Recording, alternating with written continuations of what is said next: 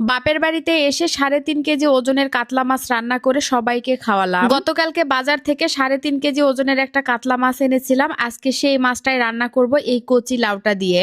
গরমের সময় লাউয়ের তরকারি খেতে তো ভীষণ ভালো লাগে। গরুর মাংস অথবা মাছ দিয়ে রান্না করলে অনেক বেশি স্বাদ হয়। শীতের সময় লাউয়ের তরকারি খেতে তেমন একটা ভালো লাগে না, তবুও আজকে রান্না করব। লাউয়ের খোসা ভাজি খেতে ভীষণ ভালো লাগে, তাই ফেলে না দিয়ে আমি রেখে দিয়েছি, ভাজি করব। আর এইদিকে মাছগুলো হলুদ লবণ আর গুঁড়া মরিচ দিয়ে ভালোভাবে মেখে নিলাম, হালকা করে ভেজে তরকারিতে দিব। আজকের রান্নাটা এই মাল্টি কুকারেই রান্না করব বারান্দায় বসে। গ্রামের বাড়িতে সাধারণত মাটির চুলাতেই রান্না করা হয়, তবে শীতের মধ্যে মাটির চুলায় রান্না করতে আর ইচ্ছে করছে না। বাসায় গ্যাস থাক বা না থাক, রান্না করা নিয়ে কোনো চিন্তাই করতে হয় না। এই মাল্টি কুকারে খুব তাড়াতাড়িতেই রান্না করা যায়। ভাত, খিচুড়ি বা ভাজা পোড়া সবকিছুই আপনারা এই মাল্টি কুকারে রান্না করতে পারবেন। টিকিউআইইউ ফেসবুক পেজ থেকে আমি এই মাল্টি কুকারটা নিয়েছি। পেজের নামটা ক্যাপশনে দেওয়া আছে, যারা নিতে চান অর্ডার করতে পারেন। মাছগুলো উঠিয়ে নেওয়ার পরে লাউয়ের তরকারিটা বসিয়ে দিলাম। আর এদিকে আপনাদের ভাইয়া আমাদের বাজার থেকে অনেকগুলো খাবার নিয়ে এসেছে। পেঁয়াজু এনেছে, মুড়ি মাখা এনেছে, বুট মাখা এনেছে, সেই সাথে বাদাম এনেছে। সবাই মিলে একসাথে বসে থেকে পেঁয়াজু মুড়ি মাখা খেয়ে নিলাম। এদিকে আমার তরকারিটাও কষানো হয়ে গেছে, এখন ভেজে রাখা মাছগুলো দিয়ে দিব। জীবিত মাছ হলে না ভেজে কাঁচা মাছ রান্না করলে বেশি স্বাদ লাগে। যেহেতু বাড়ির সবাই মিলে খাবো, না ভেজে রান্না করলে অনেকেই হয়তো পছন্দ করবে না, তাই ভেজেই রান্না করছি। মাছগুলো তরকারিতে দেওয়ার পরে 5-7 মিনিট পরেই তরকারিটা রান্না করা হয়ে গেল।